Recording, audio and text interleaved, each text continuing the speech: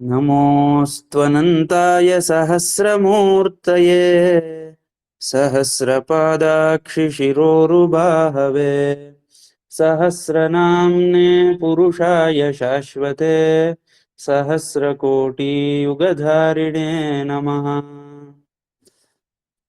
वेद्यो वैद्यः सदा योगी वीरः माधवो मधुः अतीन्द्रियो महामायो महोत्साहो महाबलः इति। अग्रेपि महाबुद्धिर्महावीर्यो महाशक्तिर्महाद्युतिः अनिर्देश्य वपुः श्रीमान् अमेयात्मा महाद्रिधृक् इति एवमस्ति।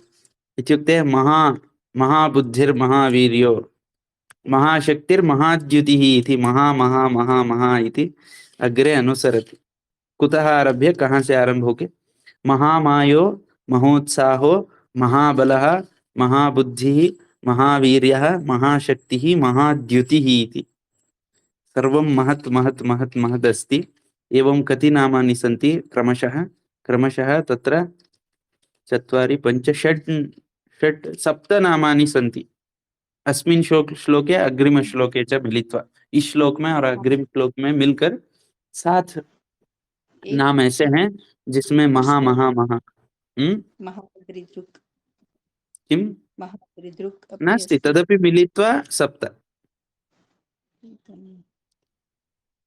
5 7 हाँ 8 नामानि सन्ति 8 नाम हैं। एवं किं महत् इति शब्दस्य आदौ चिन्तनं कुर्मः।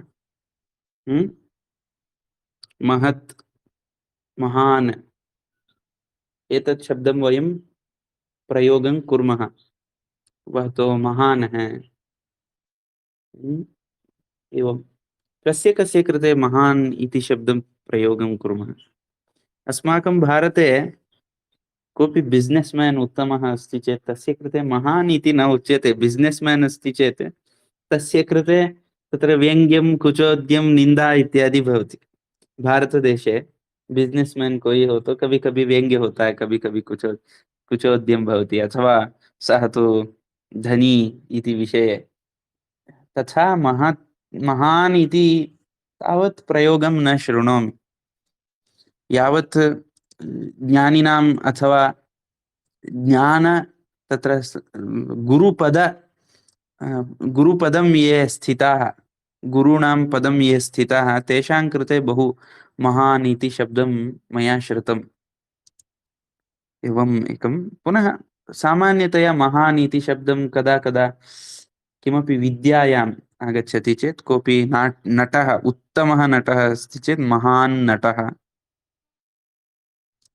उत्तम लेखकः अस्ति चेत् हे एषः तु महान् अस्ति लेखनकार्ये इति विविधेषु विभागेषु कश्चन महान् किञ्चित् महात्मा महाभारतं महात्मा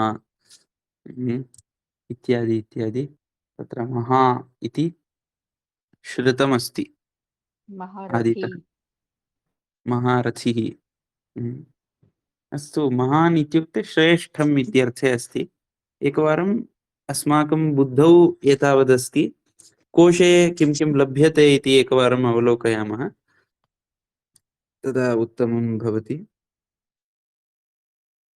अष्टाध्यायी.in कोशान्वेषः, तत्र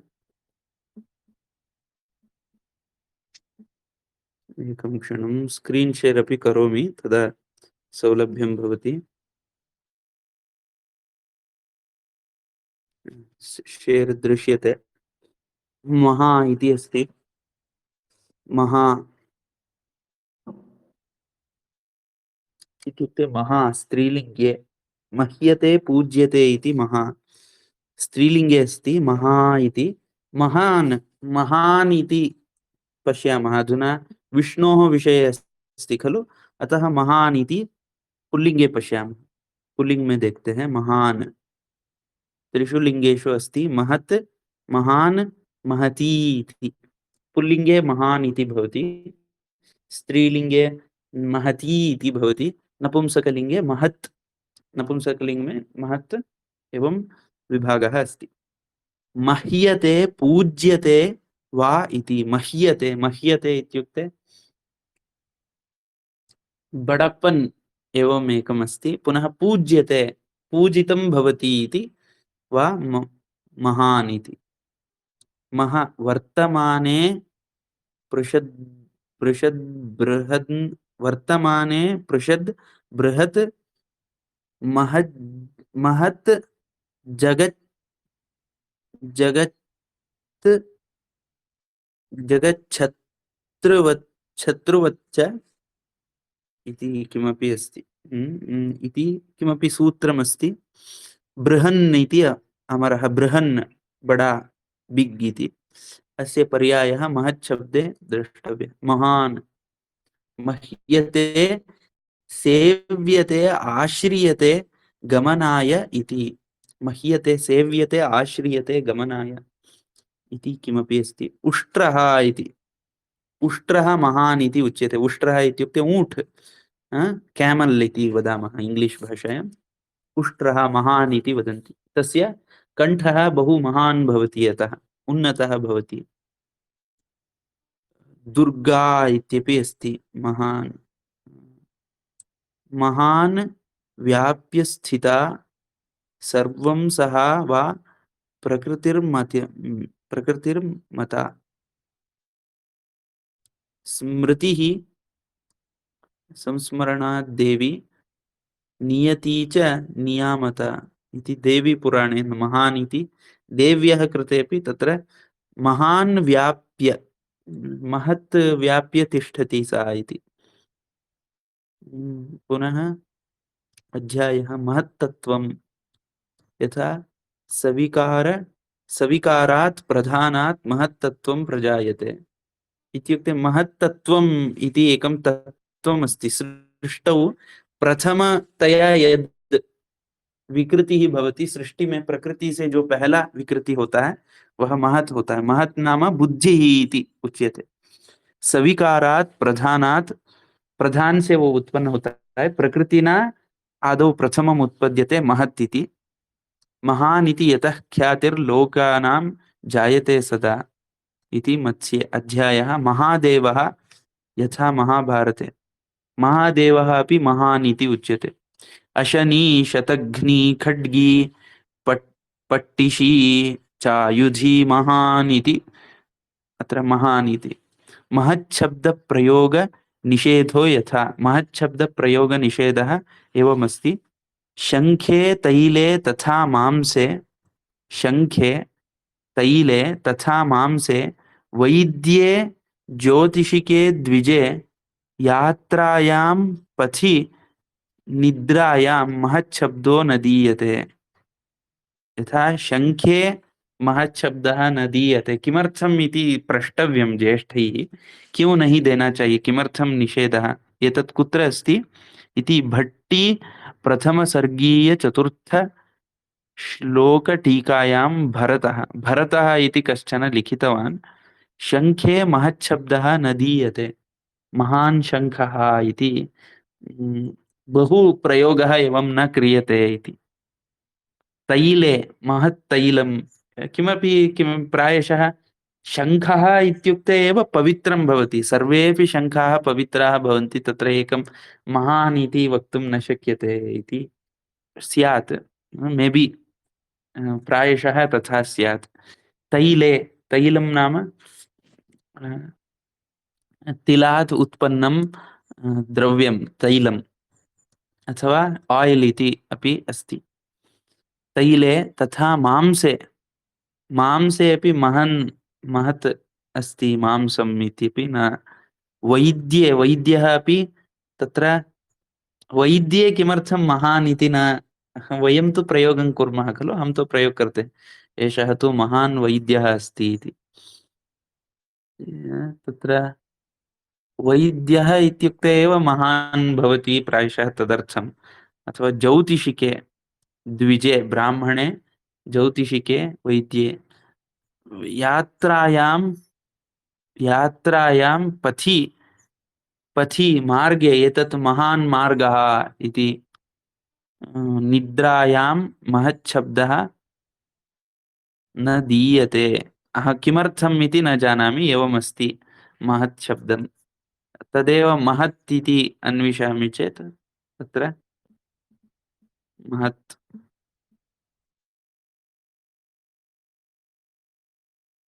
यथा हम्म। महाबाहु एकः अस्ति यत् तस्य बहु महत् महान् मांसः अस्ति। महाबाहु इत्युक्ते यस्य बाहुः दीर्घः अस्ति तर्हि महाबाहुः, दीर्घबाहुः इति। आजानुबाहुः महाबाहुः। एतत् किमर्थम् उच्यते इति ज्ञातव्यं। कश्चन टीकायाम् अस्ति। टीका इत्युक्ते कमेण्ट्री।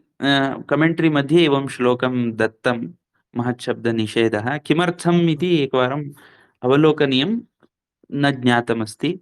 मूलम् अप्रिग्र्यं द्व्यतिहीने द्वे अप्रधानोपसर्जने वि विशङ्कटं पृथु बृहद्विशालं पृथुलं महत् इति। विशङ्कट विशङ्कट पृथु बृहत् विशाल पृथुल महत् इति समानार्थकशब्दाः। विशङ्कटम् इति, विशङ्कटं विशङ्कटम् इति किमर्थं, बहु महत् इति। पृथु पृथु बृहत् विशाल पृथुल महत् वड्र उरू विपुल इति एवं शब्दाः सन्ति। नपुंसकलिङ्गे अस्ति महत् इति। राज्यम् इत्यपि अस्ति। महद्राज्यं महत् राज्यं चावगीतं जन्ये स्याद् गर्हते त्रिषु इति। महत् इति एकमस्ति। महाराजः राज्यं अपि अस्ति। महाराजः यथा अथ यदि महज्जिगमिषे महज्जिगमिषे दम अवास्यायां दीक्षिता पौर्णमास्या रात्रौ इत्यादि किमपि अस्ति महाभारते। अथ यदि महज्जिगमिषेत् अमावास्यायां दीक्षिता पौर्णमास्या रात्रौ इत्यादि किमपि अस्ति। अस्तु, महत् मह्यते पूज्यते असौ इति महत्। मह्यते पूज्यते असौ। वर्तमाने पृषद्बृहत् महज्जगच्छत्रुवच्च किमपि सूत्रम् एतत्तु दृष्टम्। अस्य विपुलम् इत्यादि इत्यादि अमरकोशे अस्ति। ब्रध्नः ऋष्णः तद्वैदिकपर्यायः, वैदिकपर्यायः, वैदिके वेदेषु एवं पर्यायः सन्ति। उक्षितः, तवसः, तविषः, महिषः, अब्ध्वः, रुभुक्षाः इत्येवमेवं। बर्हिषत् एवमेवं महत् इति शब्दस्य पञ्चविंशतिर्महन्नामानि, महत् नामानि 25, 25 महन्नामानि इति वेदनिघण्टुः इति अस्ति। प्रकृतेराद्यो विकारः, प्रकृतेः प्रथमः विकारः, फस्ट् विकार आफ् प्रकृति, प्रथमः सृष्टिः। यथा मूलप्रकृतिः इति एकं भवति, अव्यक्तम् इति भवति। अव्यक्त ऐसा कुछ होता है पहला। पुरुषेण सह युक्तः भूत्वा अव्यक्तम, अव्यक्त पुरुष से युक्त होकर पहला कुछ उत्पन्न होता है, उसको महत् कहते हैं। तदेव बुद्धि ही इति, वही बुद्धि है। प्रकृते प्रथम तत्र तत्र पुनः यथा सांख्यसूत्रं सत्वरजस्तमसां सत्वरजस्तमसां समावस्था प्रकृति। सत्वगुणः रजोगुणः तमोगुणः समानम् अस्ति चेत् सा प्रकृतिः भवति। प्रकृतेर्महान् महतो अहंकारः इति उत्पद्यते। प्रकृति से महान उत्पन्न होता है, महान से महतः अहंकारः उत्पद्यते। महत् शब्दस्य शंखादि शब्द विशेषणां पूर्वं प्रयोगनिषेधो यथा शङ्खे तैले यथा मांसे वैद्ये ज्योतिषिके द्विजे इति एकं पुनः अत्र दत्तं महत् इति। प्रकृतेर्महान् इति श्रुतिः। क्षम्यताम्। तत्र श्रीमद्भगवद्गीतायां महान् पौण्ड्र शङ्ख भीम किं तथा अस्ति वा? एकं क्षणम् किमिति? अहं पश्यामि एकं क्षणम्। पौण्ड्रं दध्मो महा शङ्खं एवं किमपि भीमकर्मा वृकोदरः इति अस्ति। अस्तु, महान् शब्दस्य प्रयोगः तु वेदव्यासेन तु कृतं शङ्खे। पौण्ड्रं दध्मो महाशङ्खं भीमपर्वा वृकोदरः इति खलु? पश्यामि अहम् उद्घटित्वा। किन्तु वेदव्यासः महत् शब्दं शङ्खार्थं प्रयुक्तवान् अस्ति। पाञ्चजन्यं ऋषिकेशो देवदत्तं धनञ्जय पौण्ड्रं दद्मो महाशङ्खं भीमकर्मा अत्र अस्ति महत् शब्दः। किन्तु एषः किमर्थं वदति इति भरतमेव प्रष्टव्यं। भरत को ही पूछना पड़ेगा। महत् नास्ति किन्तु महाशङ्खम् एवम् अस्ति। भवतु, तत्र महत् शब्दः एव अस्ति खलु? महत् शब्देन सह एव अस्ति। तर्हि किमर्थं भरतः एव वदेत्। भरत को ही इसका विवरण देना है, तदनुगुणं ज्ञातव्यं किमर्थम् एवं वदति अथवा सः कथं समर्थयति इदम् इति श्रोतव्यं। भवतु, महत् इति किमस्ति अत्र इति त्रिषु त्रिलिङ्गेषु अस्ति। महा अति विपुले वृद्धे च स्त्रियां विपुलं वृद्धं वृद्धे स्त्रिया सांख्योक्ते महत्तत्वे प्रकृतिर्महानिति एकार्थ शब्दे परे समासे। पुनः अत्र किमस्ति? महत् दर्शनाङ्गीकार किमपि एकं तत्त्वं। महत् नाम राज्यम् इत्यपि अस्ति। आधिपत्यं, राज्यं। महन्नाम ब्रह्मा इत्यपि अस्ति। ब्रह्मा महत्। महान् महन्तौ महन्तः महती महत्यौ महत्यः महत् महती महन्ती इति त्रिषु लिङ्गेषु एवं प्रयोगः अस्ति। महत् महती महन्ती नपुंसकलिङ्गे। पुनः महत् इति विशेष्य निघ्नं बृहत् इति। बृहदाकारः आकारे बृहदस्ति चेत् महत् इति एकमस्ति। विस्तारे बृहदस्ति चेत् महत् इति।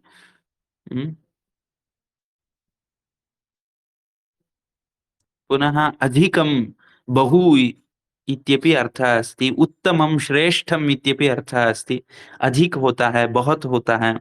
उत्तम, श्रेष्ठ, प्रसिद्धं, प्रख्यातं, कीर्तिशाली इत्यपि अस्ति। बृहत् बड़ा हो, गुणेन बृहत् अस्ति चेत्, सत्पुरुषः अस्ति चेत्, शास्त्रपारङ्गतः अस्ति चेत् महत् इति शब्दः। पुनः पूज्य गौरवार्ह अधिक सहिसल सहन, तत्र सहन योग्यं नास्ति चेदपि महत् इति प्रयोगः अस्ति। बहुमूल्यम् अस्ति चेत् महत् इति अस्ति। पुनः दीर्घमस्ति चेत् महत्, बलिष्ठं, ज्येष्ठः, महिमा अस्ति चेत् एवं महत् शब्दः। एतादृश प्रयोगाः सन्ति। तत्र great, having a quality of the great इत्यादि इत्यादि। तत्र महत् आवासः, महावासः, महत् आशा, महदाशा, बिग होप, महदाश्चर्यम् इत्येवं महत् शब्दस्य प्रयोगः श्रुतः अधुना। महत् तत्र कुत्र कुत्र महान् अस्ति एषः परमात्मा इति। महाम् अतीन्द्रियो महामायो महोत्साहो महाबलः महाबुद्धिर्महावीर्यो महाशक्तिर्महाद्युतिः अनिर्देश्य वपुश्रीमान् अमेयात्मा महाद्रिधृक् इत्येवं महान्। अत्र आदौ मायः इति एकमस्ति, तस्य पृष्ठे महामायः, उत्साहः तस्य पृष्ठे महोत्साहः। अधुना मायः इति महामायः इति अत्र किमर्थम् उच्यते, भाष्ये पश्यामि।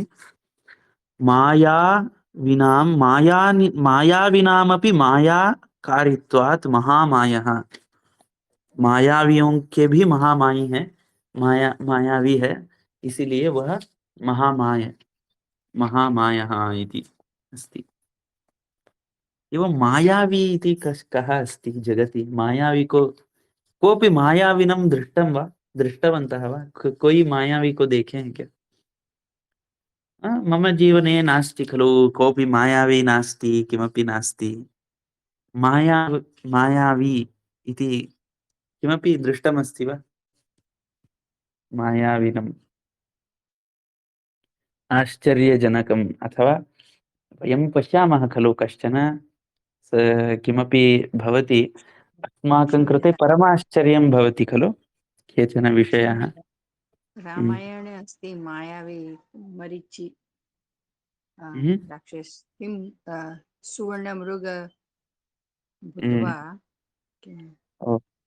तत्र मायावी तत्र असुर कृते भवति खलु मायावी। अस्तु, अधुना मायावी इति एकम् आदौ बाल्यादारभ्य पश्यामः। बाल्यादारभ्य वयं कथां शृणुमः। हम कथा को सुनते हैं, तत्र भिन्न भिन्न कथादिषु मायावी तत्र तत्क्षणं सः बृहत् संजातः, सः बहुत बड़ा हो गया। पुनः तत्क्षणम् एकं किमपि उत्पन्नं, किमपि यथा कामधेनु विषये चिन्तयामः चेत् सा यत् किमपि स्वीकृत्य दत्तवती, कुछ भी लाकर दे दिया, एवं एवं एवं वदामः। पुनः बाल्ये यथा छोटा छोटा मैजिक ट्रिक्स भवति खलु, लघु लघु मैजिक ट्रिक्स, तद् दृष्ट्वा अस्माकं बुद्धिः तथा विस्तृतं न भवति, विस्तार नहीं होता है। लघु लघु मैजिक ट्रिक्स को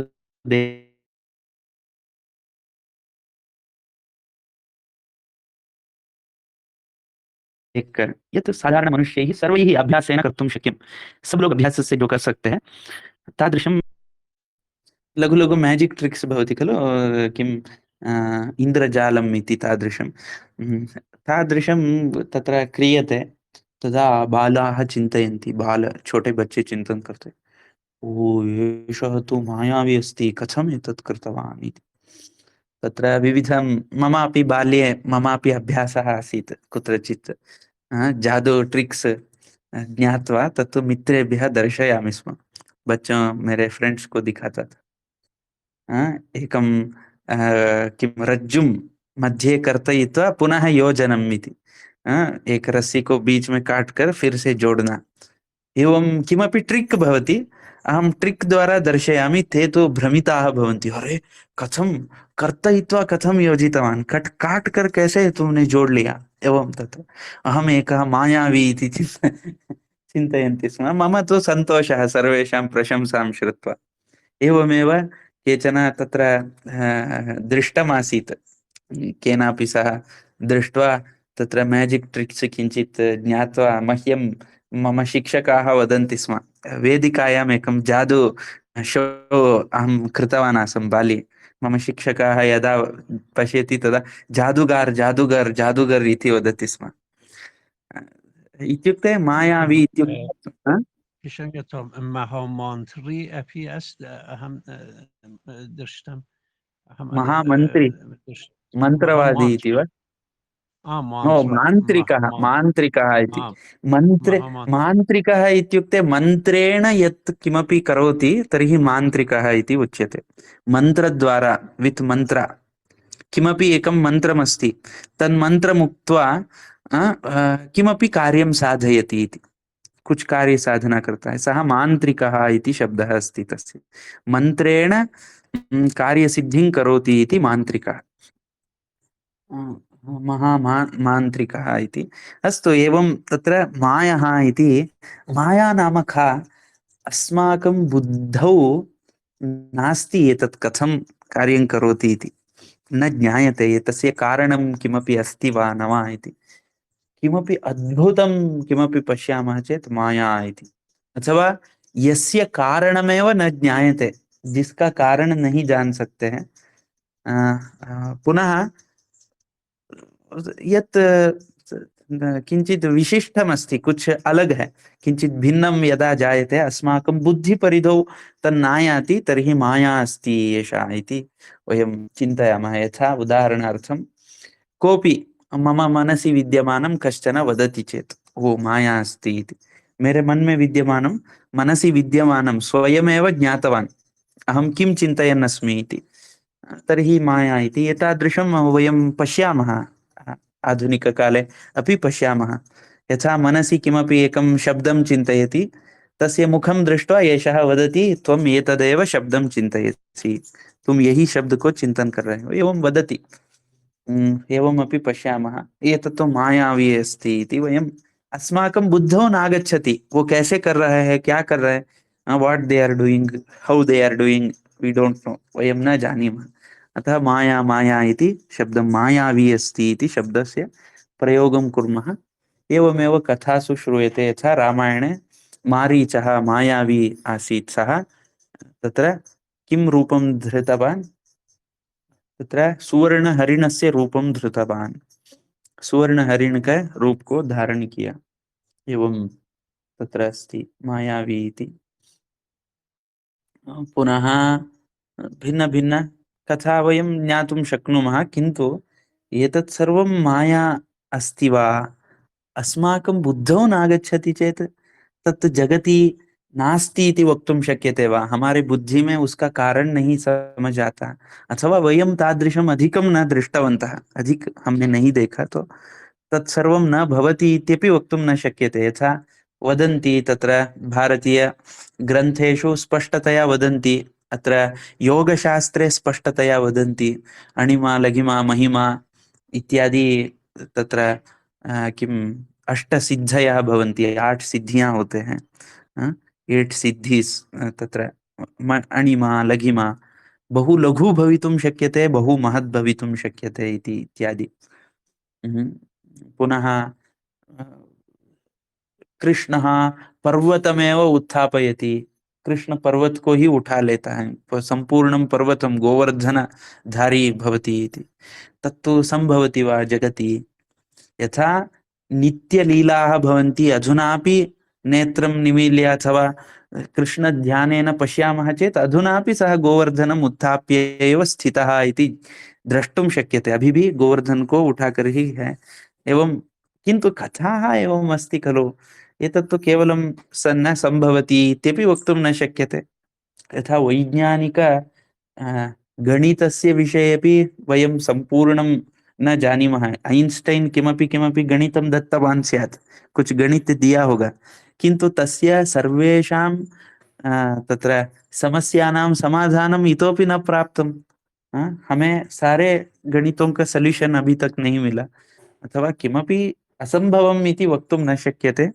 माया इति किंचित अस्माभिः तत्र अद्भुतम, जब बच्चे होते हैं तब बड़े लोग जो करते हैं अद्भुत लगता है। कश्चन उत्तमं चित्रं रचितवान्, अहं चित्रं लिखितुं गच्छामि, एक आंख अच्छे से नहीं बन सकता, एकं नेत्रं सम्यक् न भवति, एकः कर्णः सम्यक् रचयितुं न शक्नोमि, किन्तु एषः कथं चित्रं रचयति, अद्भुतं, यथा अस्ति तथा रचयति, जैसा है वैसे रचना करता है, एषः तु मायावी अस्ति इति ज्ञायते खलु। तथैव केचन स्किल्फुल् इति कार्याणि यद् भवन्ति तत्सर्वं दृष्ट्वापि एवं भासते। तथैव जगति बहु अद्भुतं जगदस्ति, अत्र किमपि भवितुम् अर्हति, यहाँ कुछ भी हो सकता है,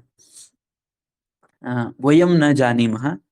हम जिन जिन पैटर्न्स को देखते हैं वही सत्य है, ऐसा हम मानकर बैठ जाते हैं। यादृशं पैटर्न्स, यादृशी तत्र क्रियाः भवन्ति, तत्सर्वं दृष्ट्वा इदमेव सत्यम् इति केवलं वयम् अस्माकं जीवनार्थं वयं चिन्तयामः, हमारे जीवन के लिए, सुगमता के लिए हमारे जीवन का यही सत्य है, ऐसे मानकर हम चलते हैं। तर्हि माया इति अस्ति, तत्र मायावी इति भवति, मायाविनामपि मायावी अस्ति माया। अधुना कोशे पश्यामि माया इति।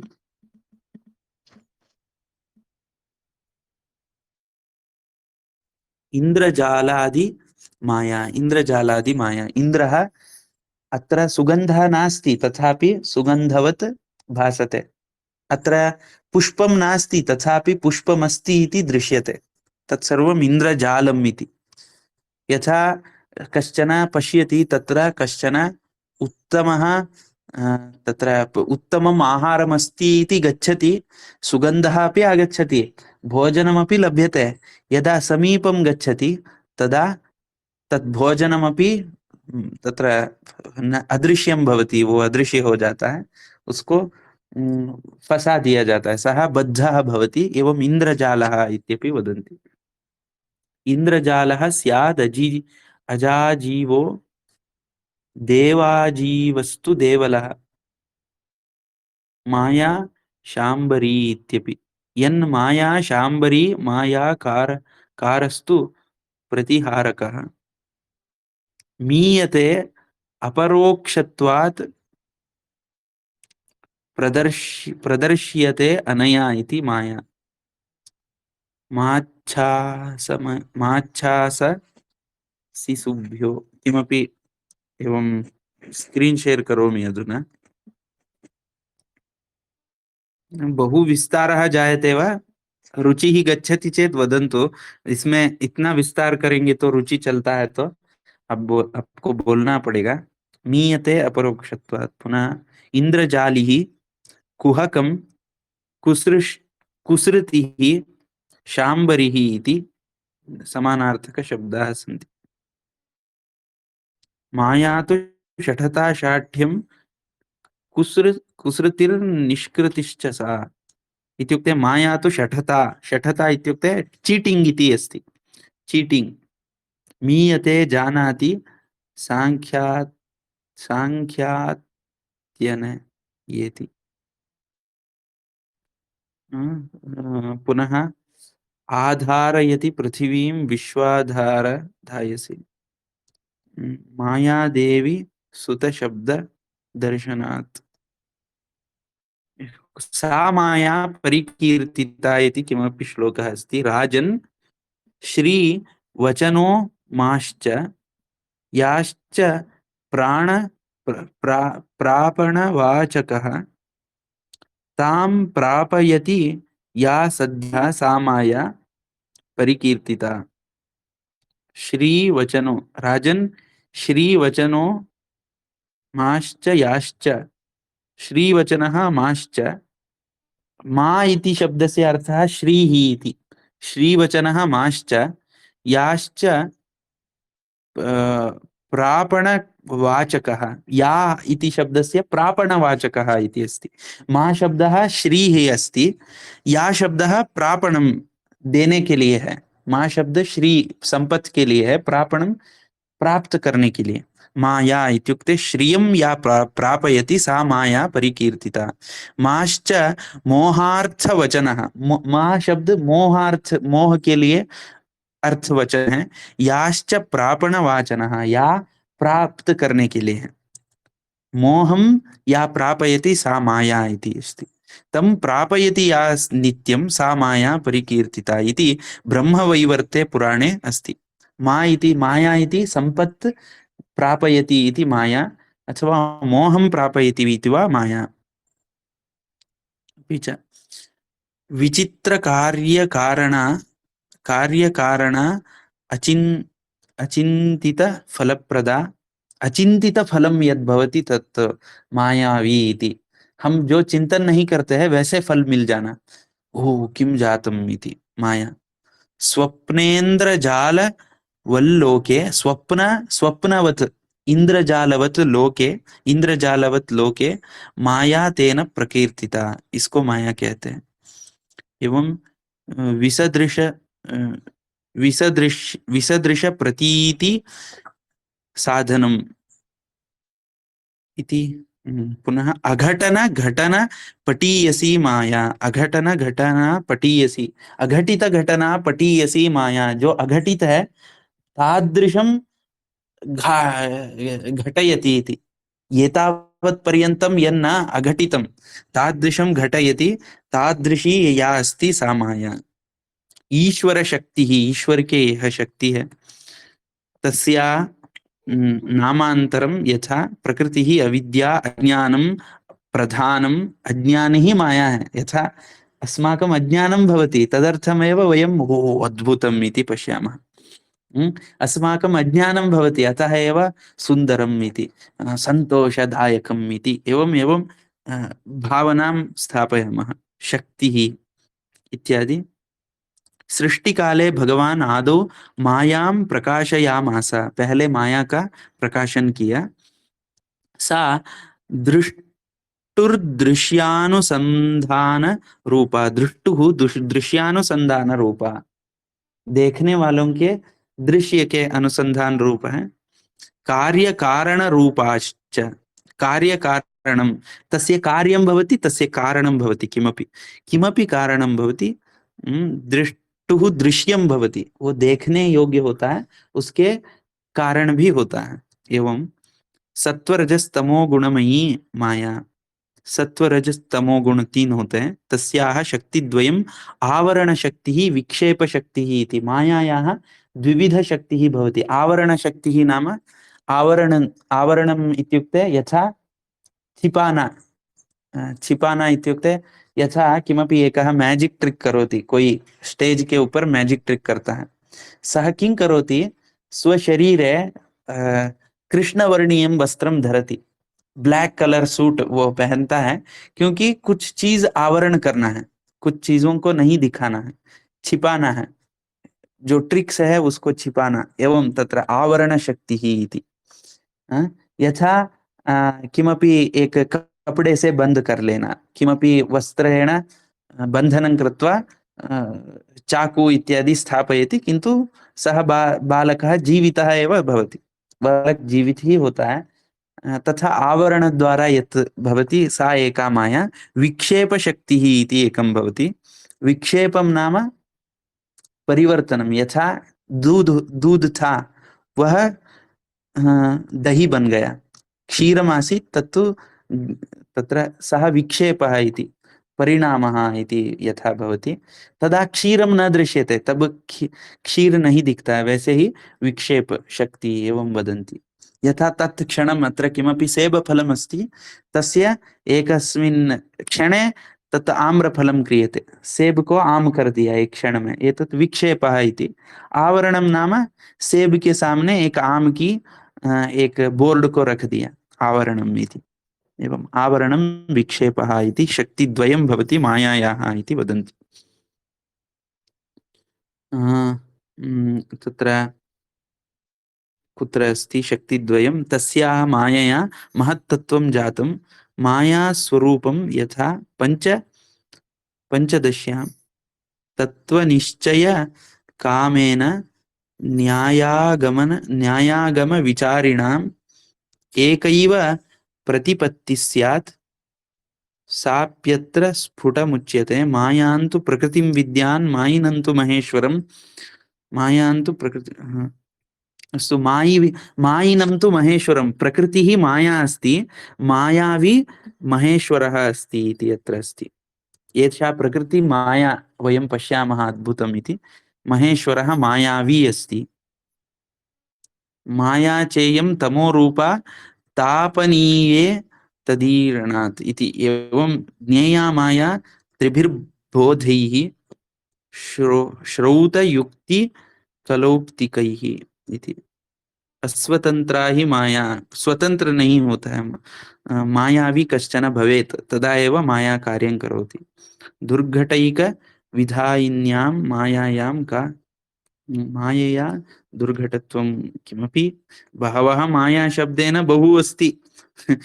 माया किं किं पश्यामः, किं किं त्यजामः वयं न जानीमः। पुनः मंत्रविद्या इत्यादि इत्यादि अस्ति। अस्माकं बुद्धौ यन्नायाति, हमारे बुद्धि में जो ग्रहण नहीं हो सकता है वो सब माया। एवं तत्र केचन मायाविनः सन्ति जगति भवन्ति। यथा किमपि वस्तु चिन्तयामः, कोई एक वस्तु तत्र अग्नौ सर्वेपि पदार्थाः ज्वलन्ति।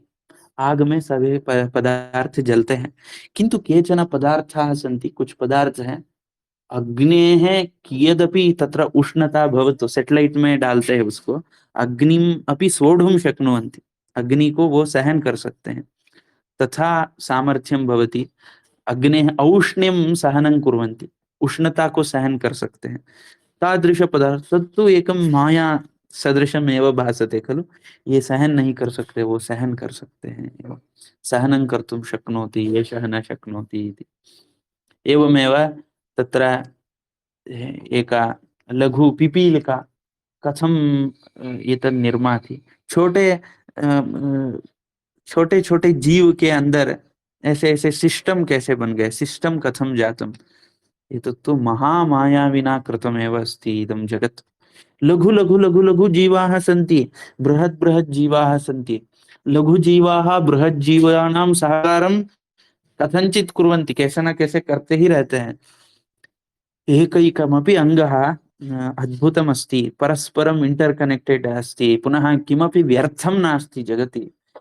अद्भुतं जगति सर्वम् अस्ति खलु, यथा माया अस्ति, एतस्य मायावी महामायी महामायी महामायः इति अस्ति। महोत्साहः तथैव उत्साहः अपि महान् अस्ति, बलः अपि महान् अस्ति। यथा महाबलः नास्ति तर्हि तत्र अल्पबलः महाबलः, अल्पमायः महामायः इत्यपि पश्यामः चेत् अल्पोत्साहः, वयं सर्वे अल्प उत्साहाः स्मः, एषः तु महोत्साहः इति भवतु। एतावत् चिन्तितम्। उत्साहः, महाबलः, महाबुद्धिः, महावीर्यः इत्यादि विषये श्वः पश्यामः। बुद्धिर्नामकः, वीर्यो नामकः, वीर्यः, शक्तिर्नामका, द्युतिः नामका इत्यादि। द्युति मतलब क्या है, शक्ति मतलब क्या है इत्यादि वयं पश्यामः अग्रे। क्षम्यतां बहु महान् कदापि उपहासं कर्तुं अपमानं कर्तुं च अपि कारयति। उदाहरणार्थं महामूर्खः ओ अस्ति। मूर्ख अपमानार्थमपि महत् शब्दस्य प्रयोगः अस्ति। महामूर्खः, महाशत्रुः अथवा महावैरी। आम्। एवमपि अस्ति महत् शब्दस्य, सत्यं। किन्तु महत्त्वं भगवान् एव अस्ति। महत् महान् इति भगवान् एव साक्षात् अस्ति। सर्वेषां महत्त्वं तेनैव भवति। उसी का महानता ही सब में दिखता है, तस्यैव महानता सर्वेषु दृश्यते। अत्र कश्चन महान् राजा इति वदामः चेत्, इफ् वी से ग्रेट किंग, द ग्रेटनेस तत्र महत्ता इति यदस्ति तत्तु भगवतः एव महत्ता, भगवान की ही महत्ता है। अतः ग्रेटनेस उस किंग के लिए, तस्य राज्ञः कृते ग्रेटनेस इति यद् भवति, उस राजा के लिए वह महत्ता अशाश्वत है, तत्तु शाश्वतम् अस्ति, किंतु परमात्मनः महत्ता शाश्वतम् अस्ति इति। इत्येवम् अस्ति। अस्तु, तद्विषये चिन्तयामः। भवतु। क्षम्यतां वयं विष्णुसहस्रनामानि शृण्वन्तः स्मः, किन्तु विष्णुः केवलं तस्य नाम, एतानि सर्वाणि विशेषणानि महत् नामानि न सन्ति। तदेव विष्णु इति शब्दमपि तस्य किमपि अर्थमस्ति खलु। नाम विशेषणानि अपि नामानि भवन्ति, विशेषणं नाम न भवति इति नियमः नास्ति। अस्तु। यथा अधुना मह्यं प्रज्वलः इति नाम दत्तम्। एतत्तु अन्तः विद्यमानस्य आत्मतत्त्वस्य किमपि विशेषणमस्ति। प्रज्वलति, ज्वलति इति प्रज्वलः इति तस्य अर्थः भवति। नाम इत्युक्ते तदेव अस्ति खलु, सार्थकं नाम, अर्थसहितं नाम। अर्थं कथं भवति, केवलं किमपि शब्दसंयोगेन किमपि भवति वा अथवा किमपि एषः पिचक् इति आगतवान् तर्हि एतस्य नाम पिचक् इति नास्ति। आगमनकाले किमपि पिचक् इति शब्दः आगतः, जन्मकाले पिचक् इति शब्दः आगतश्चेत् पिचक् इति नाम एवं तु नास्ति। ज्ञातं वा कथम् इति? आम् सार्थकं भवति। ज्ञातुमर्हति। सार्थकं भवति। विष्णुः इति शब्दः अपि विशेषणम् इति वक्तुं शक्यते, नामापि भवितुमर्हति। यथा विशेषणविशेष्ययोः तथा बहु भेदः नास्ति, बहु भेदः नास्ति। यथा सूर्यः इति शब्दमेव चिन्तयामः, रविः इति शब्दं चिन्तयामः, सूर्यो रविः इति वदामः चेत् सूर्यः रविः अस्ति इति चिन्तयामः चेत् एकं विशेषणम् एकं विशेष्यं भवति। अथवा रविः सूर्यः इति वदामः चेत् तदेव विशेषणविशेष्यं भिन्नं भवति। सर्वेपि विशेषणानि अपि नामपदानि सन्ति। विशेषणभिः नामपदः, विशेष्याणि अपि नामपदानि सन्ति। द्वयमपि नामपदमेव अस्ति। तर्हि नाम एव सन्ति सर्वेषां विशेषणानि चेदपि। पुनः भूतावासः इत्यपि नाम अस्ति अग्रे। भूतावासो वासुदेवः सर्वासु निलयो नलः। दर्पः दर्पदो दृप्तो दुर्धरोऽथा पराजितः। बहूनि श्लोकानि सन्ति। बहु विस्तारः अस्ति वा? बहुत ज्यादा विस्तार कर रहे हैं क्या? एतस्य विस्तारस्य न्यूनतां कुर्मः। किम् अभिप्रायः वर्षा भगिनी, अन्य प्रजक्ता जी? सम्यक् प्रचलति, अहं तु एवं मन्यते। अस्तु, भवतु मम समापयामि। तु एवं चिन्तनमस्ति, आं सम्यक् भवति। अर्पणमस्तु। कायेन वाचा मनसेन्द्रियैर्वा बुद्ध्यात्मना वा प्रकृते स्वभावात् करोमि यद्यत् सकलं परस्मै नारायणायेति समर्पयामि। श्रीकृष्णार्पणमस्तु। धन्यवाद। धन्यवादः।